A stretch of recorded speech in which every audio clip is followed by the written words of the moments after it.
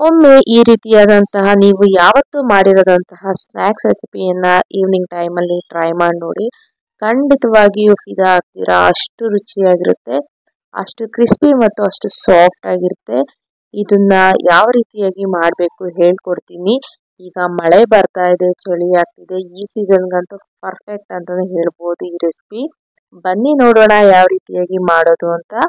ಮೊದಲಿಗೆ ನಾನಿಲ್ಲೊಂದು 1/4 ಕಪ್ ಅಷ್ಟು ಕಡಲೆ ಬೀಜನ ಫ್ರೈ ಮಾಡಿ ಅದು ತಣ್ಣಗಾದ್ಮೇಲೆ ಒಂದು ಮಿಕ್ಸಿ ಜಾರಲ್ಲಿ ಹಾಕೊಳ್ತಾ ಇದ್ದೀನಿ. ನಾನಿಲ್ಲಿ ಸಿಪ್ಪೆ ಸಮೇತ ಕಡಲೆ ಬೀಜನ ಆಡ್ ಮಾಡ್ಕೊಳ್ತಾ ಇದ್ದೀನಿ. ನಂತರ ಇದಕ್ಕೆ ಖಾರಕ್ಕೆ ಅನುಗುಣವಾಗಿ ಒಂದು 6 ಹಸಿಮೆಣಸಿನ್ಕಾಯಿನ ಹಾಕೊಳ್ತಾ ಇದ್ದೀನಿ. ನಿಮಗೆ ಖಾರ ಇನ್ನೂ ಬೇಕಂದ್ರೆ ಹಾಕೊಳ್ಳಿ, ಕಡಿಮೆ ಬೇಕಂದ್ರೆ 1-2 ಹಸಿಮೆಣಸಿನ್ಕಾಯಿನ ತಗೊಂಡ್ಬಿಡಿ. ನಂತರ ಇದಕ್ಕೆ 1 ಇಂಚಷ್ಟು ಶುಂಠಿಯನ್ನ ಆಡ್ ಮಾಡ್ಕೊಳ್ತಾ ಇದ್ದೀನಿ. ಈಗ ಇದನ್ನೆಲ್ಲ ಗ್ರೈಂಡ್ ಮಾಡ್ಕೋಬೇಕಾಗುತ್ತೆ. ಪೂರ್ತಿಯಾಗಿ ನುಣ್ಣಗೆ ಗ್ರೈಂಡ್ ಮಾಡಕ್ ಹೋಗ್ಬೇಡಿ, ಈ ರೀತಿಯಾಗಿ ತರ್ತರಿಯಾಗಿ ಗ್ರೈಂಡ್ ಮಾಡ್ಕೋಬೇಕಾಗುತ್ತೆ. ನೋಡ್ತಾ ಇರ್ಬೋದು ಕನ್ಸಿಸ್ಟೆನ್ಸಿ ತೋರಿಸ್ತಾ ಇದ್ದೀನಿ ಯಾವ ರೀತಿಯಾಗಿರುತ್ತೆ ಅಂತ. ಈಗ ಇದನ್ನ ಒಂದು ಬೌಲ್ಗೆ ಟ್ರಾನ್ಸ್ಫಾರ್ಮ್ ಮಾಡೋಣ. ಇನ್ನು ನಮ್ಮ ಚಾನಲ್ನಲ್ಲಿ ಸುಮಾರು ವೆರೈಟಿ ಆದಂತಹ ಕುಕಿಂಗ್ ವಿಡಿಯೋಗಳನ್ನ ಅಪ್ಲೋಡ್ ಮಾಡಿದ್ದೀನಿ, ಸ್ನ್ಯಾಕ್ಸ್ ವಿಡಿಯೋಗಳನ್ನ ಅಪ್ಲೋಡ್ ಮಾಡಿದ್ದೀನಿ. ನೋಡಿ ಹೇಗಿದೆ ಕಮೆಂಟ್ ಮೂಲಕ ತಿಳಿಸಿ. ನೋಡಿ ಈಗ ಬೌಲ್ಗೆ ಟ್ರಾನ್ಸ್ಫಾರ್ಮ್ ಮಾಡಿದ್ಮೇಲೆ ಮಿಕ್ಸಿ ಜಾರನ್ನ ಪಕ್ಕಕ್ಕೆ ಎತ್ತಿಟ್ಕೊಳ್ತಾ ಇದ್ದೀನಿ. ಈಗ ನಾನು ಒಂದು ಆಲೂಗಡ್ಡೆ ಮತ್ತು ಒಂದು ಅರ್ಧ ಸೋರೆಕಾಯನ್ನ ತಗೊಳ್ತಾ ಇದ್ದೀನಿ. ಈಗ ಇದನ್ನ ಮೇಲಿನ ಸಿಪ್ಪೆಯನ್ನೆಲ್ಲ ತೆಗಿಬೇಕಾಗುತ್ತೆ. ನೀವು ಜಾಸ್ತಿ ಕ್ವಾಂಟಿಟಿಯಲ್ಲಿ ಮಾಡ್ತೀರಂದ್ರೆ ಇನ್ನು ಜಾಸ್ತಿ ಕ್ವಾಂಟಿಟಿಯಲ್ಲಿ ತಗೋಬಹುದು. ಈಗ ಈ ರೀತಿಯಾಗಿ ಮೇಲಿನ ಸಿಪ್ಪೆಯನ್ನೆಲ್ಲ ತೆಗಿಬೇಕಾಗುತ್ತೆ. ನಂತರ ಇದನ್ನ ನಾನು ತೋರಿಸುವಂತಹ ರೀತಿಯಲ್ಲಿ ಕಟ್ ಮಾಡ್ಕೋಬೇಕಾಗುತ್ತೆ.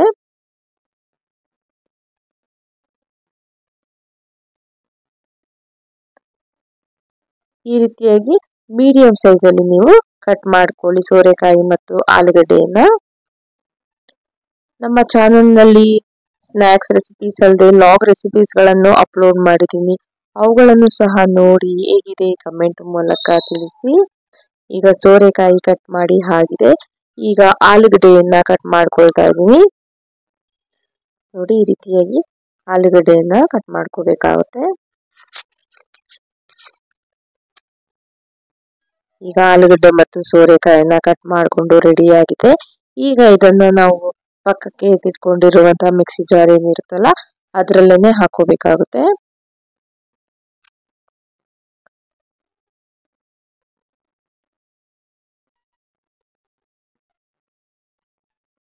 ಈಗ ಇದನ್ನು ಸಹ ಗ್ರೈಂಡ್ ಮಾಡ್ಕೊಳ್ಳಿ. ನಾನಿಲ್ಲಿ ನೀರನ್ನ ಆಡ್ ಮಾಡದೆ ಗ್ರೈಂಡ್ ಮಾಡ್ಕೊಂಡಿದ್ದೀನಿ. ಈಗ ಗ್ರೈಂಡ್ ಮಾಡ್ಕೊಂಡಿರುವಂತಹ ಮಿಶ್ರಣನ ನಾವು ಮೊದಲೇ ಒಂದು ಬೌಲ್ಗೆ ಕಡಲೆ ಬೀಜನ ಹಾಕಿದ್ವಲ್ಲ ಅದೇ ಬೌಲ್ಗೆನೆ ಇದನ್ನ ಆಡ್ ಮಾಡಬೇಕಾಗುತ್ತೆ.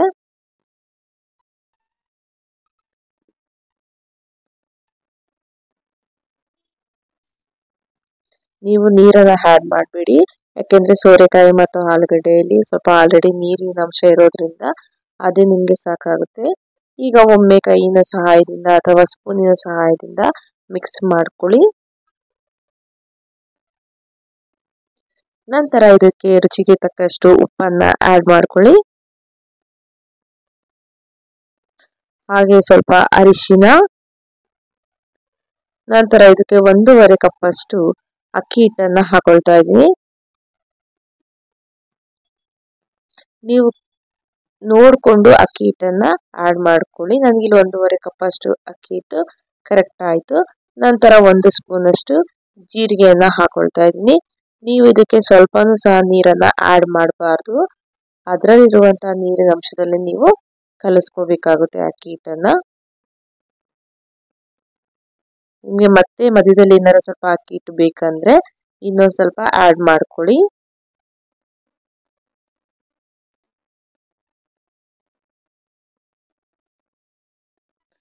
ನೋಡಿ ಈ ರೀತಿಯಾಗಿ ನಿಮ್ಗೆ ಉಂಡೆ ಕಟ್ಟೋದಕ್ಕೆ ಬರಬೇಕು, ಆ ಕನ್ಸಿಸ್ಟೆನ್ಸಿಲಿ ನೀವು ಕಲಿಸ್ಕೋಬೇಕಾಗುತ್ತೆ.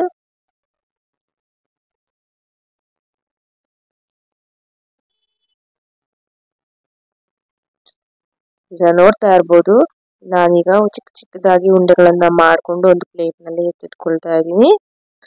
ಈಗ ಎಣ್ಣೆ ಚೆನ್ನಾಗಿ ಕಾದ ನಂತರ ಆ ಮಾಡಿಟ್ಕೊಂಡಿರುವಂತಹ ಉಂಡೆಗಳನ್ನ ಅದರಲ್ಲಿ ಡೀಪ್ ಫ್ರೈ ಮಾಡಬೇಕಾಗುತ್ತೆ. ಆದಷ್ಟು ಉರಿಯನ್ನ ಲೋ ಟು ಮೀಡಿಯಂ ಇಟ್ಕೊಂಡು ಫ್ರೈ ಮಾಡ್ಕೊಳ್ಳಿ.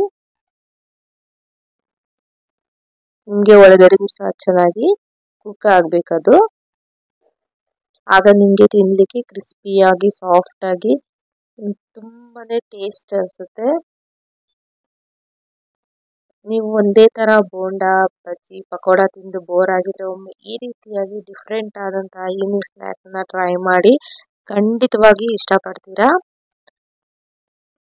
ನೋಡಿ, ಟೇಸ್ಟಿಯಾದಂತಹ 100% ಕೊಡ್ತೀನಿ, ಅಷ್ಟು ಟೇಸ್ಟಿಯಾಗಿರುತ್ತೆ. ಈವ್ನಿಂಗ್ ಸ್ನ್ಯಾಕ್ಸ್ ರೆಡಿಯಾಗಿದೆ. ಈ ವಿಡಿಯೋ ಇಷ್ಟ ಆಗಿದ್ರೆ ನೀವು ಟ್ರೈ ಮಾಡಿ ಹೇಗೆ ಬಂತು ಅಂತ ನಮಗೆ ಕಮೆಂಟ್ ಮೂಲಕ ತಿಳಿಸಿ. ಹೀಗೆ ನಮ್ಮ ಚಾನಲ್ನ ಸಪೋರ್ಟ್ ಮಾಡಿ. ಎಲ್ಲರಿಗೂ ಥ್ಯಾಂಕ್ ಯು.